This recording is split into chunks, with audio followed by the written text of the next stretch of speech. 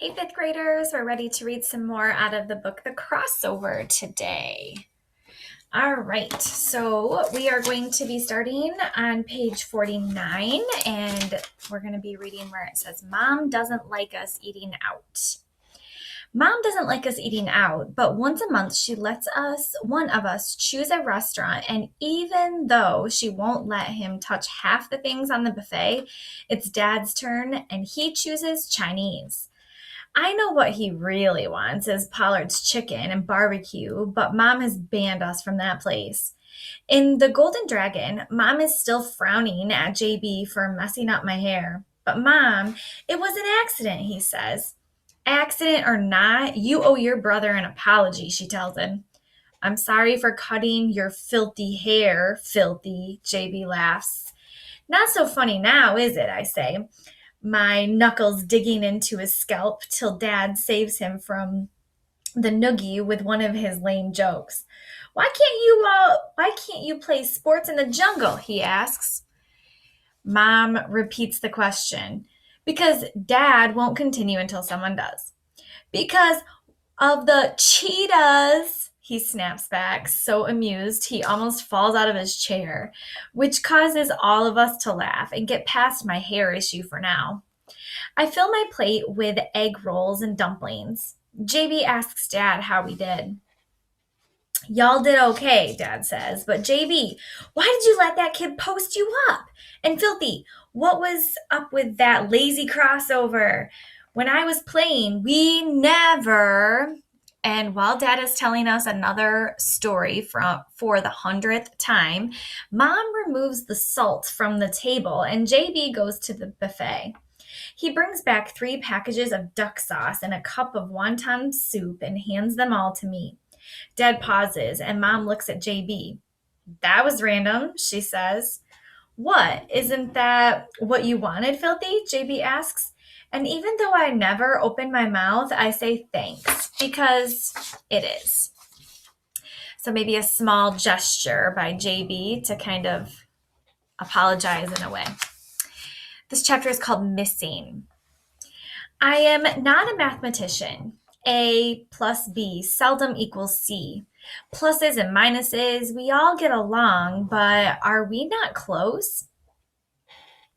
I am no Pythagoras. It's a theorem in math. And so each time I count the locks of hair beneath my pillow, I end up with 37 plus 1 tear, which never adds up. Here's where we have to do some major inferencing.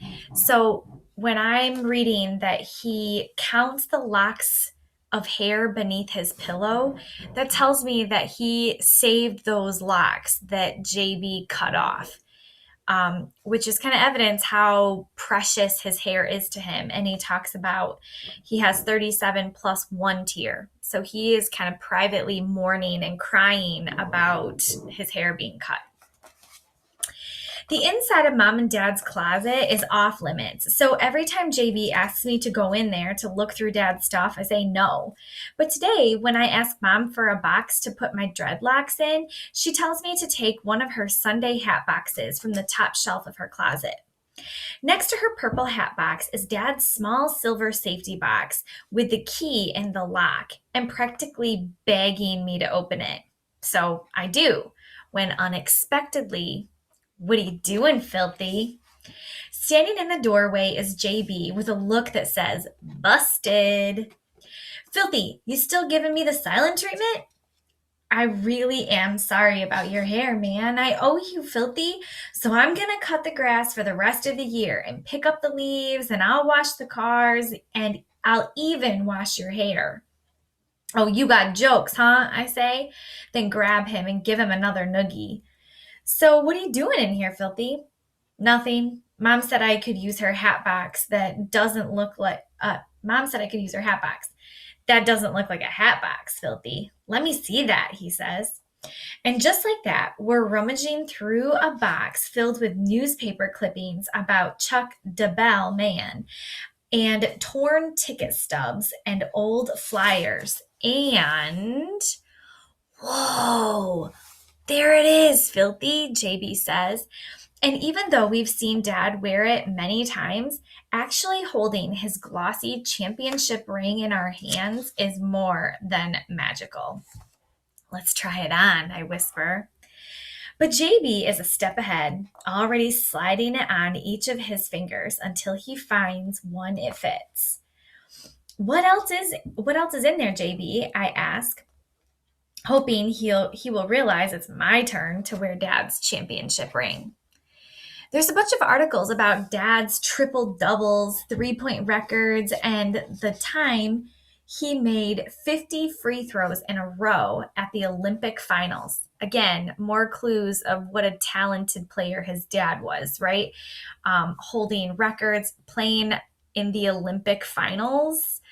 Obviously, he was really good. He says, finally handing me the ring and an Italian article about Dad's Bellissimo crossover and his $1 million multi-year contract with the European League. We already know all this stuff, JB. Anything new or secret type stuff, I ask. And then JB pulls out a manila envelope. I grab it, glance at the private stamped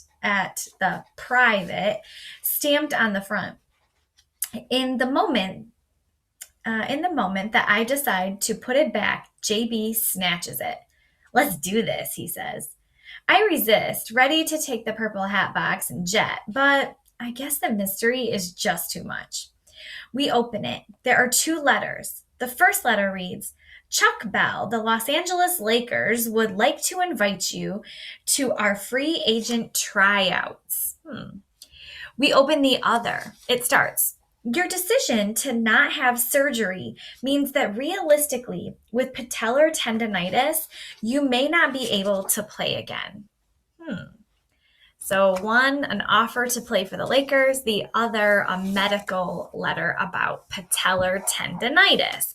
So again, this is another section where Kwame Alexander has set it up to be like a dictionary definition of what patellar tendonitis is. So it's the condition that arises when the muscle that connects the kneecap to the shin bone becomes irritated due to overuse, especially from jumping activities. As in, on the top shelf of Mom and Dad's closet is a silver safety box. JB and I discovered in a silver safety box, and JB and I discovered that my dad has jumper's knee, aka patellar tendonitis. As a rookie, my dad led his team to the EuroLeague championship. But thanks to patellar tendonitis, he went from a superstar with $1 million fadeaway jumper to a star whose career had faded away. As in, I wonder why my dad never had surgery on his patellar tendonitis. That, to me, is kind of the most interesting thing here, right? Athletes have injuries. That's not unusual. It is surprising that he wouldn't have the surgery so he could continue on with his pretty bright career. All right, Sundays after church. When the players end and the doors open, when the prayers end and the doors open, the bells hit center stage and the curtain opens up on the afternoon pickup game in the gym at the County Recreation Center. The cast is full of regulars and rookies with cartoon names like Flapjack, Scoobs, and Cookie. The hip-hop soundtrack blasts. The bass booms. The crowd looms. There's music and mocking, teasing nonstop. But when the play begins, all the talk ceases. Dad shovel passes the ball to me. I behind back pass to JB, who sinks a 20-foot three. See, this is how we act Sundays after church. And we'll finish up with basketball rule number 2. This is a random text from Dad. Hustle, dig, grind, push, run fast, change, pivot, chase, pull, aim, shoot, work smart, live smarter, play hard, practice harder. Good advice. We'll stop there.